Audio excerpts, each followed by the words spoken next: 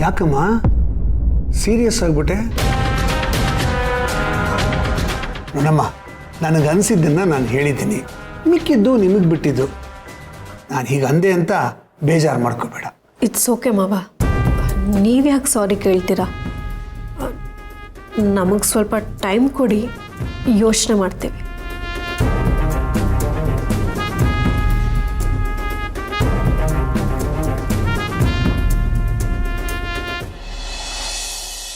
ಆನೆ ಬಂತು ನಾನೇ, ಯಾವು ನಾನೇ, ಬಿಜಾಪುರ ತಾನೇ, ಇಲ್ಲಿಗೆ ಯಾಕೆ ಬಂತು?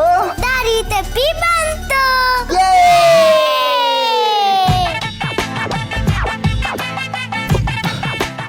ಪುಟಿ, ಆನೆ ಸ್ವಲ್ಪ ಸೊಂಟ ನೋಯ್ತಾ ಇದೆ, ಸ್ವಲ್ಪ ಹೇಳಿ ಇಲ್ಲಿ ಈ ಕಡೆ.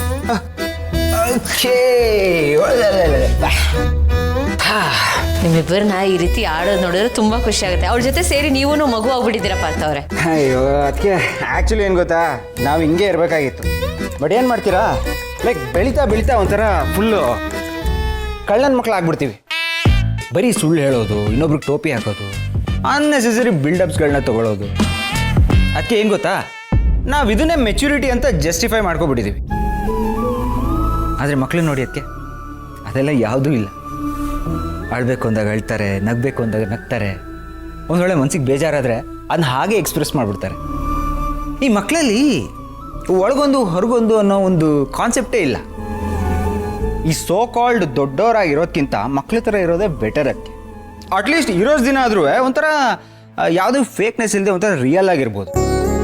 ಅದಕ್ಕೆ ಈ ರಿಯಲ್ ಸ್ಟಾರ್ ಅಂತ ಹೇಳ್ತೀವಲ್ಲ, ಅದು ಬೇರೆ ಯಾರೂ ಅಲ್ಲ, ಮಕ್ಕಳೇ. 24/7 ಮಿಂಚ್ತಾನೆ ಇರ್ತಾರೆ. ಅದಕ್ಕೆ ನೋಡಿ, ಅದಕ್ಕೆ ಆ ಖುಷಿ ನೋಡಿ, ಆ ಸಂತೋಷ ನೋಡಿ, ಇದೆಲ್ಲ ನೋಡುವಾಗ ಮನಸ್ಸಲ್ಲಿ ಏನೋ ಒಂಥರ ಜೆಲಸಿ ಫೀಲ್ ಆಗುತ್ತೆ. ಲೈಕ್ ಒಂದು ಟೈಮಲ್ಲಿ ನಾವು ಹಿಂಗೆ ಇದ್ವಲ್ಲ, ಅದಕ್ಕೆ ನಾವು ಹೀಗೆ ಇದ್ವಿ. ಬಟ್ ಬೆಳೀತಾ ಬೆಳೀತಾ ನಾವು ನಮ್ಮ ಇನ್ನೋಸೆನ್ಸ್ನ ಕಳ್ಕೊಬಿಡ್ತೀವಿ. ದೊಡ್ಡವರು ಅಂತ ಒಂದು ಸ್ಟಿಕ್ಕರ್ ಅಂಟಿಸ್ಕೊಂಡು ಡಿಗ್ನಿಫೈಡ್ ಆಗಿರಬೇಕು ಅಂತ ನಗಾಡೋದನ್ನೇ ಮರ್ತು ಬಿಡ್ತೀವಿ, ಖುಷಿಯಾಗಿರೋದನ್ನೇ ಮರ್ತು ಬಿಡ್ತೀವಿ. ಒಂದೇ ಒಂದಿನ ಪುಟ್ಟಿನೂ ಬೆಳೆದ ಮೇಲೆ ನಮ್ಮ ಥರನೇ ಆಗೋಗ್ಬಿಡ್ತಾಳೆ ಅಂತ ಬೇಜಾರು. ಎನಿವೇಸ್, ನೀವೇನು ಇವ್ರ ಜೊತೆ ಆಟ ಆಡ್ತಾನೆ ಇರ್ತೀರಾ? ಆಫೀಸ್ಗೆ ಹೋಗಲ್ವಾ? ಅಯ್ಯೋ ಅದಕ್ಕೆ ಇವತ್ತು ಲಚ್ಚಿಗೆ ಹಾಲಿಡೇ ಅಂತ ಬಿಗ್ ಬ್ರೋ ನನಗೂ ಹಾಲಿಡೇ ಕೊಟ್ಬಿಟ್ಟಿಯಾನೆ.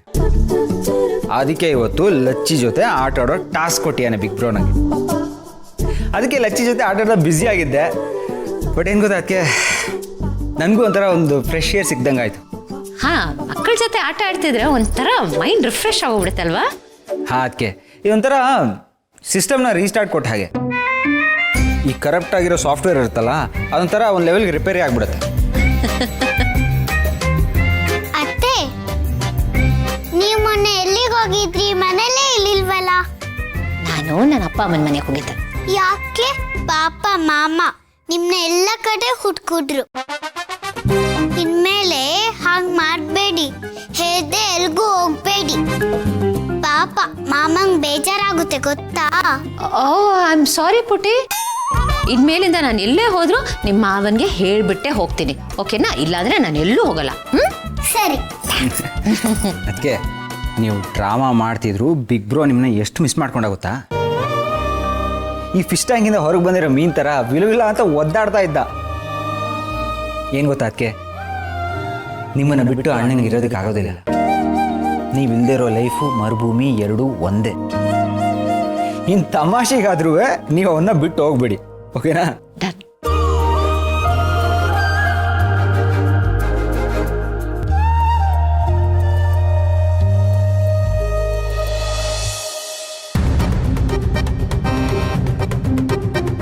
ಆನಂದ್, ಏನು ಇನ್ನೂ ಯೋಚನೆ ಮಾಡ್ಕೊಂಡು ಕೂತಿದ್ಯಾ? ಏನು ವಿಷಯ? ಆಫೀಸ್ ಟೆನ್ಷನ್ನಾ? ಆಫೀಸ್ದೇನಿಲ್ಲ ಪರ್ಣ, ಗೆಳೆಯನ ಬಗ್ಗೆ ಯೋಚನೆ ಮಾಡ್ತಾ ಇದ್ದೆ. ಪಾಪ ಅವನು ಅಮ್ಮನಿಗೋಸ್ಕರ ಎಷ್ಟು ವರ್ಷ ಕಾದ. ಅಮ್ಮ ಸಿಕ್ಕಿದ್ರಲ್ಲ ಅಂತ ಸಂತೋಷಪಟ್ಟ. ಆದರೆ ಅಮ್ಮನ ಪರಿಸ್ಥಿತಿ ನೋಡು, ಅವ್ರು ಎಲ್ಲಿದ್ದೀನಿ ಏನೂ ಗೊತ್ತಾಗ್ತಾ ಇಲ್ಲ. ಅವ್ರು ಮುಂಚಿನ ಥರ ಆಗಬೇಕು ಅಂತ ಸಿಕ್ಕಾಪಟ್ಟೆ ಪ್ರಯತ್ನ ಪಡ್ತಾ ಇದ್ದಾನೆ, ಡಾಕ್ಟ್ರಿಗೆಲ್ಲ ತೋರಿಸ್ತಾ ಇದ್ದಾನೆ. ಒಟ್ಟು ಅವನಿಗೆ ಅಮ್ಮನ ಜೊತೆ ಇರಬೇಕು, ಚೆನ್ನಾಗಿ ಮಾತಾಡಬೇಕು ಅನ್ನೋ ಆಸೆ. ಆದರೆ ಆಸೆಗೆ ಆ ಡಾಕ್ಟ್ರು ತಣ್ಣೀರು ಹರಿಸ್ಬಿಟ್ರಲ್ಲೇ. ಯಾಕೆ? ಏನಂದ್ರು ಡಾಕ್ಟ್ರು? ಹೌದಾ? ಹೀಗಂದ್ರ ಏನು ಬೇಕಾದರೂ ಆಗ್ಬೋದು, ಯಾವುದಕ್ಕೂ ನಾವು ಗ್ಯಾರಂಟಿ ಕೊಡೋಕ್ಕಾಗಲ್ಲ ಅಂತ ಹೇಳಿದ್ರಂತೆ. ಎಲ್ಲ ಒಳ್ಳೇದಾದರೆ ಓಕೆ, ಒಂದು ವೇಳೆ ಒಳ್ಳೇದಾಗಲಿಲ್ಲ ಅಂದರೆ ಆಗೇನು ಮಾಡೋದು? ಗೆಳೆಯಂಗೆ ಹೇಗೆ ಸಮಾಧಾನ ಮಾಡೋದು? ದೇವ್ರು ನನಗೆ ಇಷ್ಟೆಲ್ಲ ಅನುಕೂಲ ಕೊಟ್ಟಿದ್ರು ಅಮ್ಮನ್ನ ಸರಿ ಮಾಡೋಕ್ಕಾಗಲಿಲ್ವಲ್ಲ ಅನ್ನೋ ಕೊನೆಯವರೆಗೂ ಕಾಡುತ್ತೆ ಅವನ್ನ. ಹಾಗೇನಾದರೂ ಆಗ್ಬಿಟ್ರೆ ಅವನು ಕುಸ್ತೋಗ್ಬಿಡ್ತಾನೆ ಕಣೆ, ತುಂಬ ನೋವು ಅನುಭವಿಸ್ಬಿಡ್ತಾನೆ. ನನಗಂತೂ ಏನು ಹೇಳಬೇಕು ಅಂತಲೇ ಗೊತ್ತಾಗ್ತಿಲ್ಲ. ತುಂಬಾ ಬೇಜಾರಾಗ್ತಿದೆ. ಆಂಟಿ ಬೇಗ ಹುಷಾರಾದರೆ ಅಷ್ಟೇ ಸಾಕು. ಹುಷಾರಾದರೂ ಆಗ್ಬೋದು ಅಂತ ಡಾಕ್ಟರ್ ಹೇಳಿದಾರಲ್ವಾ, ವೆಯ್ಟ್ ಮಾಡೋಣ, ಹೋಪ್ಸ್ ಕಳ್ಕೊಳ್ಳೋದು ಬೇಡ. ನೋಡು, ಇಂಥ ಟೈಮಲ್ಲಿ ಅವನ ಜೊತೆಗಿದ್ದು ನಿನ್ನ ಧೈರ್ಯ ತುಂಬಬೇಕು.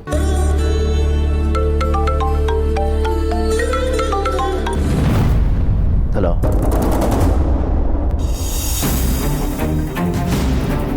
ಹೌದಾ? ನಾನು ನಿಮಗೆ ಮತ್ತೆ ಕಾಲ್ ಮಾಡ್ತೀನಿ. ಏನಾಯ್ತು ಆನಂದ್? ಅದನ್ನು ಆಮೇಲೆ ಹೇಳ್ತೀನಿ ಅಪ್ಪಣ್ಣ.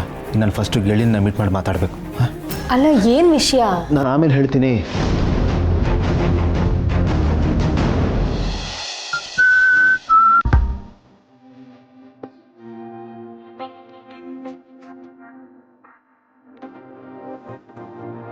ಏನು ಇದು ಇಷ್ಟೊಂದು ಇಂಟೆನ್ಸ್ ಆಗಿ ಝೂಮ್ ಹಾಕ್ಬಿಟ್ಟು ನೋಡ್ತಾ ಇದ್ದೀರಾ?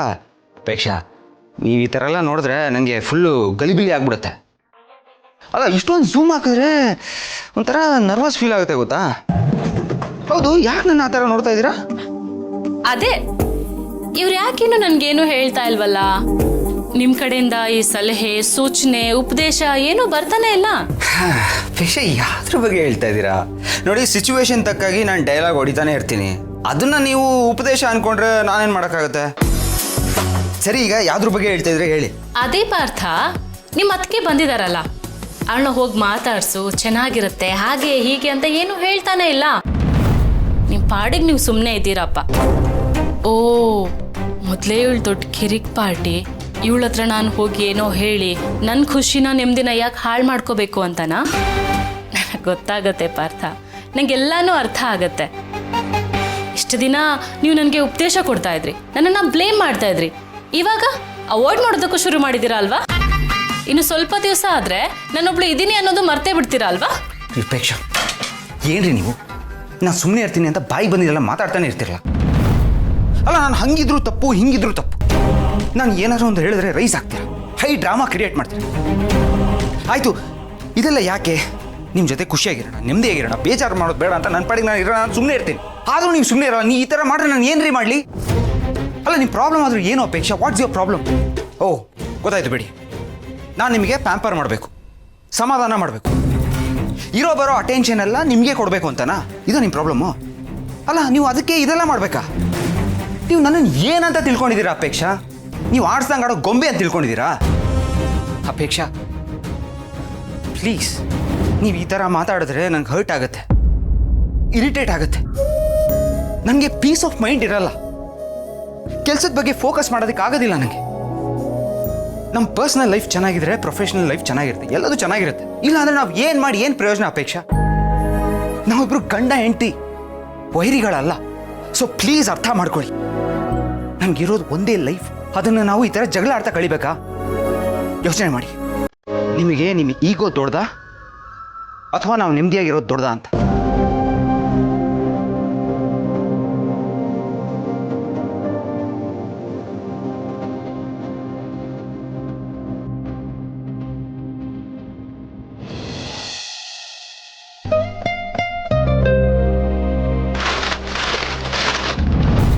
ರೀ, ಏನ್ರಿ ಆಗಿದೆ ನಿಮಗೆ? ಊರ್ನವ್ರಿಗೆಲ್ಲ ಬುದ್ಧಿ ಹೇಳ್ತೀರಾ, ಆ ಮನೇಲಿ ಬುದ್ಧಿ ಎಲ್ಲಿ ಹೋಗುತ್ತೆ? ಓಹೋ, ಬಹುಶಃ ನಿಮ್ಮ ಬ್ರೇನು ಬರೀ ಕ್ಲಾಸ್ ರೂಮಲ್ಲಿ ಮಾತ್ರ ಕೆಲಸ ಮಾಡುತ್ತೆ ಅನ್ಸುತ್ತೆ. ಪಾಪ, ಈಗ ರಿಟೈರ್ ಆಗಿಬಿಟ್ಟಿದ್ದೀರಲ್ಲ, ಅದಕ್ಕೆ ನಿಮ್ಮ ಬ್ರೇನು ರಿಟೈರ್ಮೆಂಟ್ ತೊಗೊಂಡ್ಬಿಟ್ಟಿದೆ ಅಲ್ವಾ? ಮಂದಾಕಿರಿ, ಅಲ್ವೇ ನನ್ನ ಪಾಡಿಗೆ ನಾನು ಪೇಪರ್ ಓದ್ತಾ ಕೂತಿದ್ದೀನಿ, ಬಂದವಳೆ ಸೀದಾ ವಟ ವಟ ವಟ ವಟ ಅಂತ ಬೈತಾ ಇದ್ರೆ ನಾನು ಏನೇ ಹೇಳಬೇಕು? ಬೈಯೋದು ಬೈತಿದ್ಯಾ ತಾನೆ? ಯಾತಕ್ಕೆ ಬೈತಿದ್ಯಾ ಅಂತ ಕಾರಣ ಕೊಟ್ಟು ಬೈಯಿ, ನನಗೂ ಒಂದು ಕ್ಲಾರಿಟಿ ಸಿಗುತ್ತೆ. ಆಹಾ, ನನ್ನ ಮಡದಿ ಮಂದಾಕಿನಿ ಈ ಕಾರಣಕ್ಕೆ ನನಗೆ ಬೈತಾ ಇದ್ದಾಳೆ ಅಂತ ಅರ್ಥ ಆಗುತ್ತೆ. ಓಲಿ, ಅಂಥ ತಪ್ಪು ನಾನು ಏನು ಮಾಡಿದೆ ಹೇಳು? ಏನು ಮಾಡಿದ್ರ? ಅಲ್ಲ ರೀ, ಸುಮ್ಮನೆ ಇರ್ದೆ ಹೋಗಿ ಮಹಿಮಾ ಹತ್ರ ಮಗು ಮಾಡ್ಕೊಳ್ಳಿ ಅಂತ ಯಾಕ್ರಿ ಹೇಳ್ರಿ? ಅವಳ ಲೈಫಲ್ಲಿ ಏನು ನಡೆದಿದೆ ಅನ್ನೋದನ್ನು ಮರ್ತು ಹೋಗ್ಬಿಟ್ರಾ? ಅಲ್ಲೇ ಬೈಬೇಕು ಅಂತ ಅಂದ್ಕೊಂಡಿದ್ದೆ, ಆದರೆ ಕಟ್ಕೊಂಡು ಗಂಡನ್ನ ಎಲ್ಲರ ಮುಂದೆ ಬೈಬಾರ್ದು ಅಂತ ಸುಮ್ಮನಾದೆ. ಓಹೋ, ಈ ಸ್ಟಾಕ್ ಕ್ಲಿಯರೆನ್ಸ್ ಥರ ಆಗ ಬೈಯೋಕ್ಕಾಗಲಿಲ್ಲ ಅಂತ ಈಗ ಬೈತಾ ಇದೆಯಾ? ನೋಡ್ರಿ, ನಿಮ್ಮನ್ನ ಬಯೋ ಉದ್ದೇಶ ನನಗೂ ಇಲ್ಲ, ಆದರೆ ಬಯಸ್ಕೊಳ್ಳೋಂಥ ಕೆಲಸ ನೀವು ಮಾಡ್ತೀರ. ಈಗಷ್ಟೇ ಮಹಿಮಾ ಆ ಘಟನೆಯಿಂದ ಆಚೆ ಬರ್ತಾ ಇದ್ದ. ಮಗು ಬೇಕು ನಿಜ, ಆದರೆ ಈಗ ಅದನ್ನು ಪ್ರಸ್ತಾಪ ಮಾಡೋ ಅಗತ್ಯ ಏನಿತ್ತು ಹೇಳಿ? ಅಯ್ಯ, ಅದಕ್ಕಾಗಲೇ ಸಾರಿ ಹೇಳಿದ್ನಲ್ಲೇ, ಅದನ್ನ ಅಲ್ಲಿಗೆ ಬಿಟ್ಬಿಡು. ಅದನ್ನ ಯಾಕೆ ರಬ್ಬರ್ ಥರ ಹಿಡಿತಿದ್ಯಾ? ಇನ್ನೇನು ಮಾಡ್ಬೇಕು ನಾನು? ಏನು ಮುಗೀತು ಪಾಪ, ಅವಳು ಅದ್ರ ಬಗ್ಗೆನೇ ತಲೆ ಕೆಡ್ಸ್ಕೊಂಡು ಕೂತಿರ್ತಾಳೆ. ನಾನೇನು ಮಾಡಲಿ ಮಂದಾಕಿನಿ? ನಾನು ಹೇಳಬಾರ್ದು ಅಂತಿದ್ದೆ, ಆ ವಿಚಾರ ಎತ್ತಲೇಬಾರ್ದು ಅಂತಿದ್ದೆ. ಆದರೆ ಎಷ್ಟು ದಿನ ಸುಮ್ಮನಿರೋದು? ಒಂದಲ್ಲ ಒಂದಿನ ಅದ್ರ ಬಗ್ಗೆ ಚರ್ಚೆ ಮಾಡಲೇಬೇಕಲ್ವಾ? ಅಲ್ಲ, ಜೀವನ ಮುಂದಕ್ಕೆ ನಡಿಬೇಕಲ್ವಾ? ಈಗ ನಾವು ದಾರಿಲಿ ನಡ್ಕೊಂಡು ಹೋದ್ರೆ ಎಡುತ್ತೀವಿ, ಹಾಗಂತ ನಡೆಯೋದೇ ಬಿಟ್ಬಿಡ್ತೀವ? ಆವಾಗ ಹಂಗಾಯ್ತು. ಈಗಲೂ ಹಾಗೆ ಆಗತ್ತೆ ಅಂತ ಯಾಕೆ ಅನ್ಕೋಬೇಕು? ಒಳ್ಳೇದು ಆಗ್ಬೋದಲ್ವಾ? ಅದು ಅಲ್ಲದೆ ಈ ವಿಚಾರನ ಮುಂದಕ್ಕೆ ತಳ್ತಾ ಇದ್ರೆ ನಾಳೆ ಮಗು ಆಗೋದೇ ಕಷ್ಟ ಆಗ್ಬಿಡುತ್ತೆ. ಕಾಂಪ್ಲಿಕೇಶನ್ಸ್ ಆಗಲ್ವಾ? ಈ ದೂರದೃಷ್ಟಿ ನಮಗಿರಬೇಕು. ಆ ದೂರದೃಷ್ಟಿಯಿಂದನೇ ನಾನು ಮಾತಾಡಿದೆ. ಅಷ್ಟಕ್ಕೆ ಅಪ್ಸೆಟ್ ಆಗ್ಬಿಟ್ಟು ನೋವಾಗುತ್ತೆ, ಬೇಜಾರಾಗುತ್ತೆ ಅನ್ಕೊಂಡ್ಬಿಟ್ರೆ ನಾನೇನು ಮಾಡೋಕ್ಕಾಗುತ್ತೆ? ಇದು ಹೇಗಿದೆ ಗೊತ್ತಾ? ಮಾತ್ರೆ ನುಂಗಿದ್ರೆ ಕಹಿ, ಇಂಜೆಕ್ಷನ್ ತೊಗೊಂಡ್ರೆ ನೋವಾಗತ್ತೆ ಅಂತ ಮಾತ್ರೆ ಇಂಜೆಕ್ಷನ್ ಬೇಡ ಅಂದ್ಬಿಡೋದು. ರೋಗ ಹೆಂಗೆ ವಾಸಿ ಆಗುತ್ತೆ? ಸಲಹೆ ಕೊಟ್ರೇನೆ ಸಮಸ್ಯೆ ಬಗೆಹರಿಯೋದು. ಮಾತಾಡಬೇಕಾದ ಸಮಯದಲ್ಲಿ ಮಾತಾಡಿದೆ. ಆದರೂ ನೀವು ಮಾತಾಡಿದ್ದು ನನಗಂತೂ ಇಷ್ಟ ಆಗಲಿಲ್ಲ. ಪಾಪ, ಆ ಮಗು ಎಷ್ಟು ಬೇಜಾರು ಮಾಡ್ಕೊಂಡಿರುತ್ತೋ ಏನೋ. ಆ ಮಗು ನಮ್ಮ ಹತ್ರ ಹೇಳ್ಕೊಂಡಿರಲ್ಲ, ನಮಗೆಲ್ಲಿ ಬೇಜಾರಾಗುತ್ತೋ ಅಂತ. ನೀವು ಭೂಮಿ ಹತ್ರ ಮಾತಾಡಿದ್ದು ಸರಿ, ಆದರೆ ಮಹಿಮಾ ಹತ್ರ ಮಾತಾಡುವಾಗ ಸ್ವಲ್ಪ ಯೋಚನೆ ಮಾಡಬೇಕಿತ್ತು. ಅಯ್ಯ, ಏನು ಹೇಳ್ತಿದ್ಯಾ ಮಂದಾಕಿನಿ? ನಾನು ಮನೆ ಹಿರಿಯನಾಗಿ ಹೇಳುವಂಥ ಜಾಗದಲ್ಲಿದ್ದು ನಾನು ಹೇಳಬೇಕಾದ್ದು ನನ್ನ ಜವಾಬ್ದಾರಿ ಅಲ್ವಾ? ಇದರಲ್ಲಿ ತಲೆ ಹೋಗೋಂಥ ವಿಚಾರ ಏನಿದೆ? ನಂಗೆ ಅರ್ಥನೇ ಆಗ್ತಾಯಿಲ್ಲ. ನಿಮಗೆಲ್ಲ ಅರ್ಥ ಆಗುತ್ತೆ, ಯಾಕಂದರೆ ನೀವು ಓಲ್ಡ್ ಮೈಂಡ್ ಸೆಟ್ಟಲ್ಲೇ ಇದ್ದೀರಾ. ಹಳೇ ಸ್ಕೂಲ್ನವ್ರು, ಅಪ್ಡೇಟೇ ಆಗಿಲ್ಲ. ಈಗಿನ ಮಕ್ಕಳಾಗಲ್ಲ ರೀ. ಅವರು ಎಲ್ಲವನ್ನು ನಾನು ನೀವು ತೊಗೊಂಡಂಗೆ ತೊಗೊಳೋದಿಲ್ಲ ರೀ. ನೋಡೋಕ್ಕೆ ಮಾತ್ರ ಮಾಡ್ರನ್ನು, ತುಂಬ ಫಾರ್ವರ್ಡು. ಆದರೆ ಈಗಿನ ಕಾಲದ ಮಕ್ಕಳು ತುಂಬ ಸೆನ್ಸಿಟಿವ್. ಏನಾದರೂ ಅಂದರೆ, ಏನಾದರೂ ಆದರೆ ಅಗತ್ಯಕ್ಕಿಂತ ಜಾಸ್ತಿ ಮನ್ಸಿಗೆ ಹಚ್ಕೊಂಡ್ಬಿಡ್ತಾರೆ ಗೊತ್ತಾ?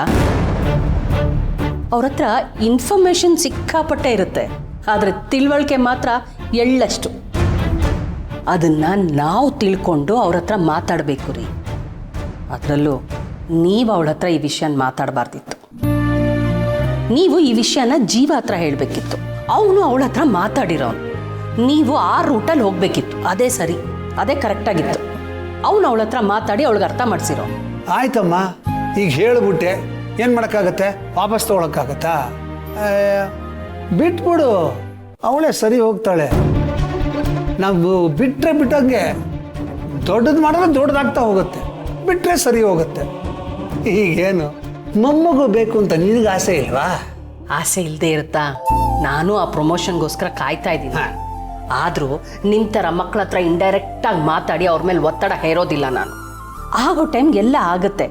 ನಮಗೆ ಪೇಷನ್ಸ್ ಇರಬೇಕಷ್ಟೇ. ಆಯ್ತಮ್ಮ, ನಂದೇ ತಪ್ಪು, ನಾನೇ ಸರೆಂಡರ್ ಆಗ್ಬಿಡ್ತೀನಿ. ಏನೋ ಇವ್ರಿಗೂ ಒಂದು ಮಗುವಾಗಿ ಅಲ್ಲಿ ಭೂಮಿಗೂ ಒಂದು ಮಗು ಆಗ್ಬಿಟ್ರೆ ಎಷ್ಟು ಚೆನ್ನಾಗಿರುತ್ತಲ್ಲ. ಇಷ್ಟೊತ್ತು ನಾನು ನಿಮ್ಮ ಹತ್ರ ಏನ್ರಿ ಹೇಳಿದ್ದು? ಅವರೆಲ್ಲ ಬುದ್ಧಿವಂತರು. ಆಗೋ ಟೈಮ್ಗೆ ಎಲ್ಲ ಕರೆಕ್ಟಾಗಿ ಆಗುತ್ತೆ. ಅಗತ್ಯಕ್ಕಿಂತ ಜಾಸ್ತಿ ತಲೆ ಬಿಸಿ ಮಾಡಿಕೊಂಡು ನಿಮ್ಮ ತಲೆ ಹೀಗಾಗಿರೋದು.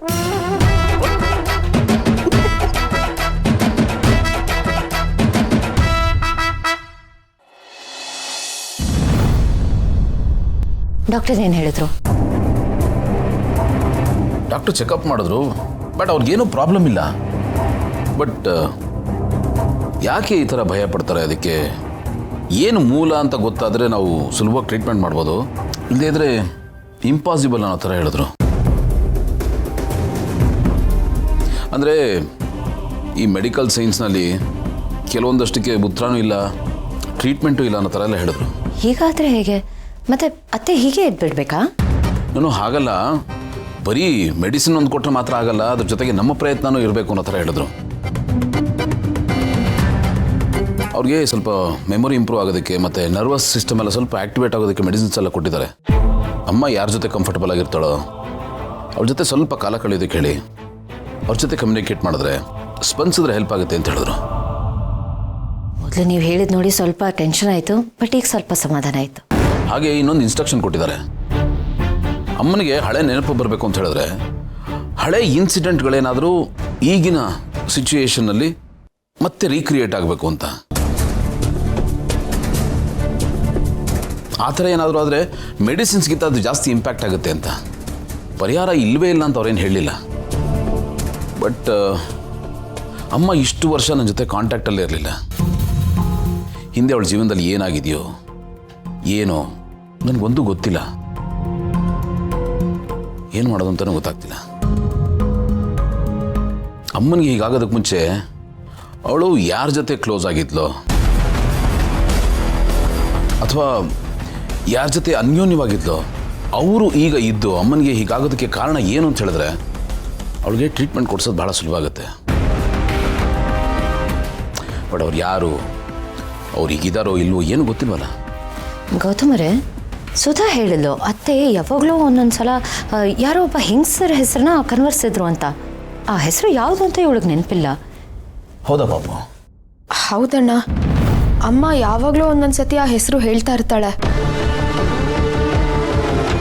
ಆದರೆ ಆ ಹೆಸರಿನವ್ರು ಯಾರು, ಏನು, ಎತ್ತ, ಅವ್ರು ಇದ್ದಾರಾ ಇಲ್ವಾ, ಅಥವಾ ಅವಳು ಸುಮ್ಮನೆ ಆ ಹೆಸರನ್ನ ಹೇಳ್ತಿರ್ತಾಳ, ಒಂದು ಗೊತ್ತಿಲ್ಲ ಅಣ್ಣ. ಪಾಪು, ಇನ್ನೊಂದ್ಸತಿ ಅಮ್ಮ ಹೆಸರು ಹೇಳಿದ್ರೆ ನನಗೆ ಹೇಳು, ನೋಡೋಣ ಅವ್ರು ಎಲ್ಲಿರ್ಬೋದು ಹುಡ್ಕೋಣ. ಅಮ್ಮನ ಟ್ರೀಟ್ಮೆಂಟ್ಗೆ ಸುಲಭ ಆಗುತ್ತೆ. ಸರಿ ಅಣ್ಣ.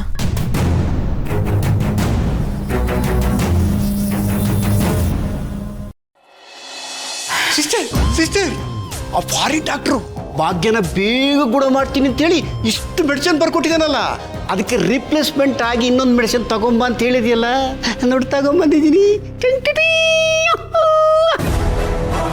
ವೆರಿ ಗುಡ್ ಅಣ್ಣ. ಸಿಸ್ಟರ್, ಆ ಡಾಕ್ಟ್ರು ಕೊಟ್ಟಿರೋ ಪೌಡ್ರು ಮೆಮೊರಿ ಬೂಸ್ಟಿಗೆ, ಇದು ಮೆಮೊರಿ ಲಾಸಿಗೆ. ಅದು ಪ್ಲಸ್ಸು, ಇದು ಮೈನಸ್ಸು. ಅವ್ರು ತಿಳ್ಕೊಂಡಿರ್ತಾರೆ ಡೇ ಬೈ ಡೇ ಮೆಮೊರಿ ಬೂಸ್ಟ್ ಆಗುತ್ತೆ ಅಂತ. ಮೆಮೊರಿ ಮೋರಿಗೆ ಬೀಳುತ್ತೆ, ಹಳ್ಳ ಹಿಡಿದೋಗುತ್ತೆ ಅಂತ ಅವ್ರಿಗೇನು ಗೊತ್ತು ಅಲ್ವಾ?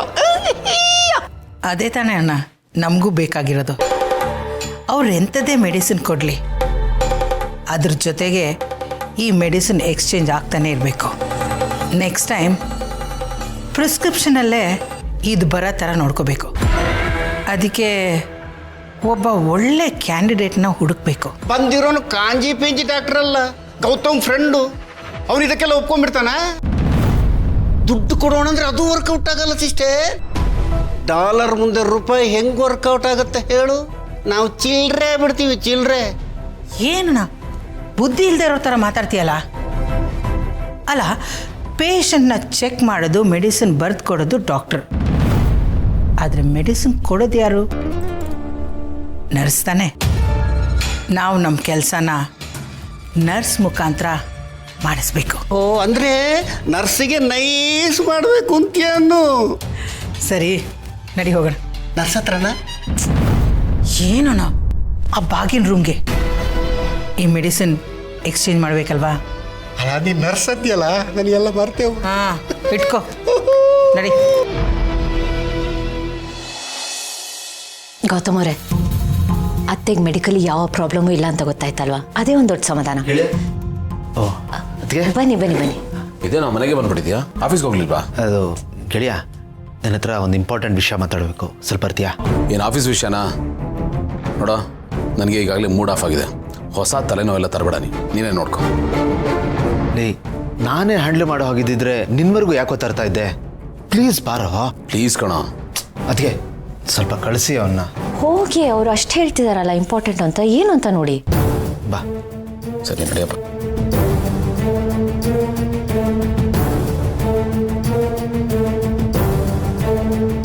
ಯಾಕೆ ಅಷ್ಟೊಂದು ಸೀರಿಯಸ್ ಆಗಿದ್ಯಾ? ವಿಷಯ ಅಷ್ಟೊಂದು ಸೀರಿಯಸ್ ಆಗಿದೆ ಗೆಳೆಯ. ಏನಾಯ್ತು? ಆ ರಾಜೇಂದ್ರ ಭೂಪತಿ ನಮ್ಮ ಕಂಪ್ನಿ ಶೇರ್ಸ್ನೆಲ್ಲ ಬೈ ಮಾಡಕ್ಕೆ ನೋಡ್ತಾ ಇದ್ದಾನೆ. ರಾಜೇಂದ್ರ ಭೂಪತಿ ನಮ್ಮ ಕಂಪ್ನಿ ಶೇರ್ಸ್ನ ಬೈ ಮಾಡ್ತಾ ಇದ್ದಾನೆ? ಹೌದು ಕಣ. ನಮ್ಮ ಹತ್ರ ಇರೋ ಮೆಜಾರಿಟಿ 51% ಶೇರ್ಸ್ನ ಬಿಟ್ಟು ಉಳಿದಿರೋ 49% ಶೇರ್ಸ್ನ ಅವ್ನು ಬೈ ಮಾಡಕ್ಕೆ ನೋಡ್ತಾ ಇದ್ದಾನೆ. ಈಗಾಗಲೇ ಕೆಲವು ಶೇರ್ಸ್ನ ಪರ್ಚೇಸ್ ಮಾಡಿದ್ದಾನೆ. ಇನ್ನು ಕೆಲವ್ರ ಹತ್ರ ಮಾತಾಡ್ತಾ ಇದ್ದಾನೆ. ಮಾರ್ಕೆಟ್ ಪ್ರೈಸ್ಗಿಂತ 1 to double ಪ್ರೈಸ್ ಕೊಡ್ತೀನಿ ಅಂತ ಆಫರ್ ಕೊಟ್ಟಿದ್ದಾನೆ ಕಣ. ನನಗೆ ತಲೆಗೆಲ್ಲ ಕೆಟ್ಟಿದ್ಯೇನೋ? ಅವನಿಗೆ ತಲೆ ಕೆಟ್ಟಿಲ್ಲ ಗೆಳೆಯ, ನಮ್ಮ ತಲೆ ಕೆಡಿಸ್ತಾ ಇದ್ದಾನೆ, ನಮ್ಮ ನೆಮ್ಮದಿನ ಹಾಳು ಮಾಡ್ತಾ ಇದ್ದಾನೆ, ನಮ್ಮನ್ನು ಟ್ರ್ಯಾಪ್ ಮಾಡ್ತಾ ಇದ್ದಾನೆ ಕಣ ಅವನು. ಮೆಜಾರಿಟಿ ಆಫ್ ಶೇರ್ಸ್ ನಮ್ಮ ಹತ್ರನೇ ಇದೆಯಲ್ಲೋ, ನಾವ್ಯಾಕೆ ತಲೆ ಕೆಡಿಸ್ಕೋಬೇಕು? ಡಬ್ಬಲ್ ಅಲ್ಲದೆ ಟ್ರಿಬಲ್ ಕೊಟ್ಟಿಬಿಡು, ಅವ್ನಿಗೆ ತಾನು ಲಾಸು. ಗೆಳೆಯ, ಲಾಸ್ ಆಗುತ್ತೆ ಅಂತ ಗೊತ್ತಿದ್ದು ಕೂಡ ಇಂಥ ಕೆಲಸ ಕೈ ಹಾಕಿದ್ದಾನೆ ಅಂದರೆ ಯೋಚನೆ ಮಾಡು, ವಿಷಯ ಎಷ್ಟು ಸೀರಿಯಸ್ ಅಂತ. ನಾವಿದನ್ನು ನೆಗ್ಲೆಕ್ಟ್ ಮಾಡಬಾರ್ದು ಕಣೋ. ನೋಡ, ಮೆಜಾರಿಟಿ ಶೇರ್ಸ್ ನಮ್ಮ ಹತ್ರ ಇರ್ಬೋದು, ಆದರೂ ನಾವು ಎಚ್ಚರಿಕೆಯಿಂದ ಇರಬೇಕು. ಮೊದಲು ನೀನು ಶೇರ್ ಹೋಲ್ಡರ್ಸ್ ಹತ್ರ ಸ್ವಲ್ಪ ಮಾತಾಡೋ, ಆಗ ಅವನ ಪ್ಲ್ಯಾನ್ ಏನಿದೆ ಅಂತನಾದರೂ ನಾವು ತಿಳ್ಕೊಬೋದು.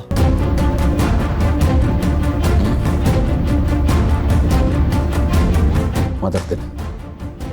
ಅವನು ಏನು ಪ್ಲ್ಯಾನ್ ಮಾಡ್ತಿದ್ದಾನೆ ಅಂತ ಹೇಗೆ ತಿಳ್ಕೊಳ್ಳೋದು?